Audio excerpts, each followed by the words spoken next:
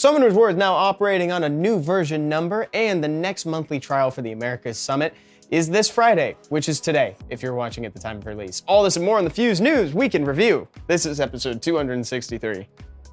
We have two videos to talk about that both launched on the channel recently. On Saturday, we had 10 of the best elemental third skills that's talking about the water, wind, and fire third skills that are just revolutionary to the game and definitely some of the best among their peers. And notably, we're looking at them isolated from the monster that they're attached to. So that means no base stats, no name of the monster, no second or first skills, nothing. It is purely the third skill in a vacuum, and how good is it? And as promised, because you guys enjoyed that one, on Wednesday, we launched the very same concept, but for light and dark monsters. And honestly, I've already recorded a couple for passives too, so hopefully you like the LD one because you got at least two more coming at you. If you haven't gotten the chance to check out those videos yet, I'm gonna have them linked at the end so you can do that.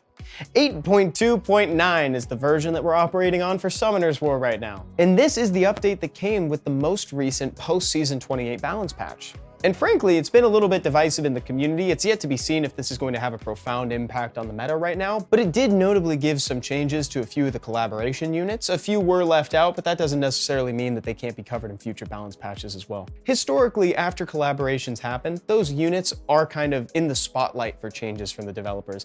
Heck, we're still seeing changes from monsters that were introduced in collaborations past to this day. So for now, let me know if you're building anybody in particular from the balance patch. I know folks that have the Fire Yennefer are gonna be happy. Unfortunately, I don't have the Fire Yennefer. I have the Water one, but I missed out on the Fire one. That's not the only thing that came with version 8.2.9 though. We also got some UI and UX changes to Guild Siege, and they also foreshadowed all of the rewards that are coming for the next season of RTA, including Flower Wagon with Fox. That's funny, because I feel like it should be Fox with Flower Wagon, but instead the Fox is like the accessory to the Flower Wagon. I don't know why that tickled. It also fixed the Infernos looking unnatural. Is this the weekly meme report? I feel like this could be the weekly meme report.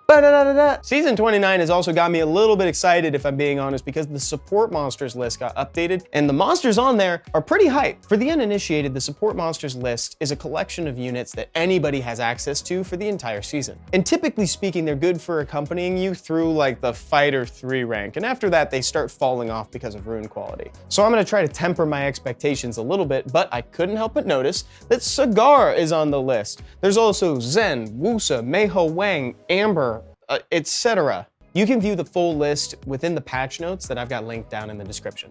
We have one more stream this week to round us out, and it is today if you're watching Friday at the time of release.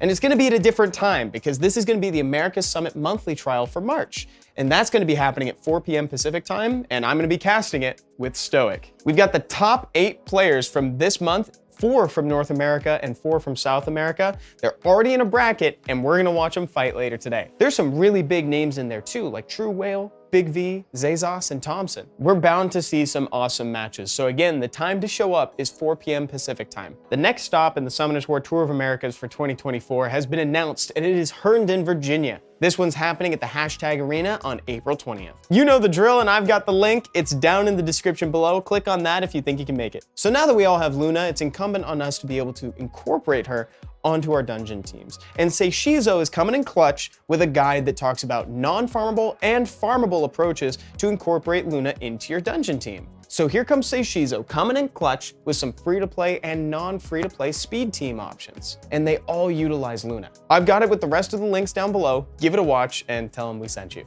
There are those 2 videos that I talked about during the episode, and it's Friday, my dudes, so make sure to pick up your 5-star Rainbowmon and Devilmon from their respective shops, and I hope to see you at the Americas Summit monthly trial later today. Have a good one, everybody.